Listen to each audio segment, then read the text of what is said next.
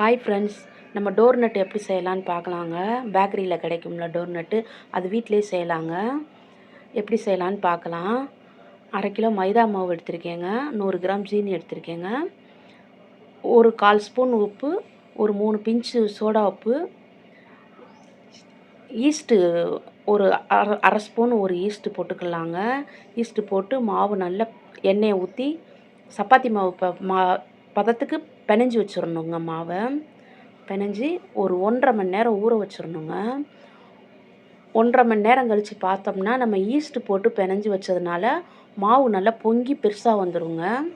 அதை அப்படியே நம்ம ஒரு துணியை போட்டு ஈர துணியை போட்டு மூடி வச்சிடணுங்க. எண்ணெயை தடவி 1.5 மணி நேரம் கழித்து எடுத்துட்டு ஒரு இடத்துல நம்ம நல்லா சுத்தமான ஒரு இடத்துல போட்டு நல்லா தேய்ச்சிடணுங்க.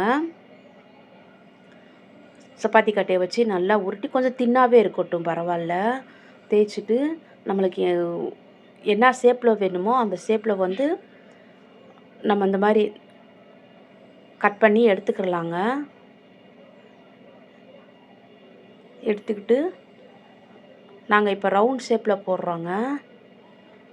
பேக்கரியில் கிடைக்கும்ல அந்த ரவுண்ட் ஷேப்லேயே போடுறோம். நம்மளுக்கு எப்படி தேவையோ அப்படி செஞ்சுக்கிடலாம்.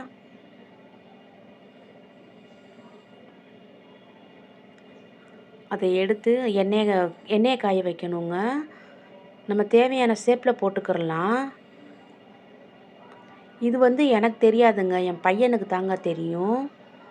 அவன் தாங்க செய்கிறியான். அவனுமே அவங்க சித்தப்பா அவங்க பேக்கரியில் வேலை பார்க்குறாங்க. அவங்கள போய் பார்த்துட்டு வந்தான். பார்த்துட்டு வந்துட்டு செய்யலாமான்னு சொல்லிட்டு சொன்னான். சரி வீடியோவை போட்டுடலான்னு சொல்லி, சரிப்பான்னு சொல்லியிருந்தேன். அவன் தாங்க செய்கிறியான். நம்மளுக்கு தேவையான ஷேப்பில் நம்ம போட்டுக்கிடலாம். ரவுண்ட் ஷேப்பில் போட்டோம். இப்போ வந்து நம்ம மதுரையில் கிடைக்கிற டோர் நட் மாதிரி அந்த ஷேப்பில் போடுறாங்க. எல்லாத்தையும் சேர்த்து நல்லா பிணைஞ்சி வச்சிடணுங்க. நம்ம ஷேப்பில் உருட்டி வச்சுட்டு நம்ம எண்ணெயை காய வைக்க ஆரம்பிக்கணுங்க. உருட்டி ஒரு 1/2 மணி நேரம் வச்சிடணுங்க. வச்சிட்டோம்னா நல்லா பொசுன்னு பொங்கி நல்லா எலும்பி நம்ம வச்சது ஒரு சைஸாக இருந்துச்சுன்னா ஒரு 1/2 மணி நேரம் கழித்து நல்ல பொசுன்னு பெரிய சைஸாக வந்துடுங்க. அதுக்கப்புறம் அடுப்பில் எண்ணெயை வந்து மிதமான சூட்டில் வைக்கணுங்க. ரொம்ப சூடு தேவைப்படாது. இல்லைன்னா உள்ளே வந்து மாவாக இருக்கும், வெளியில் சீக்கிரம் கரிஞ்சிரும்.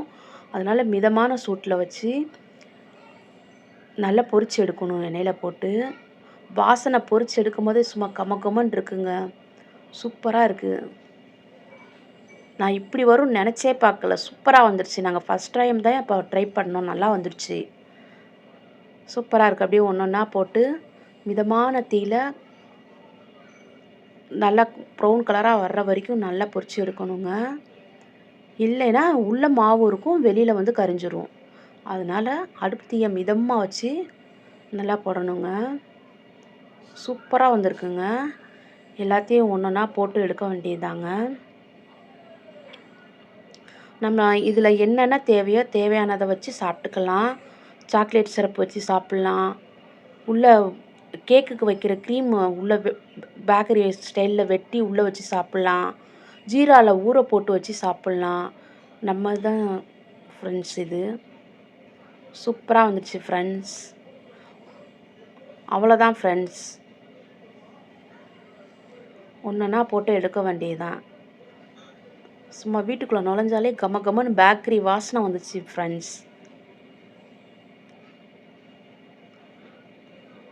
சூப்பராக இருக்குது பாருங்கள். எல்லாமே நினச்சே பார்க்கல, பேக்கரியில் வந்த மாதிரியே வந்துடுச்சு. அவ்வளோதான் ஃப்ரெண்ட்ஸ்.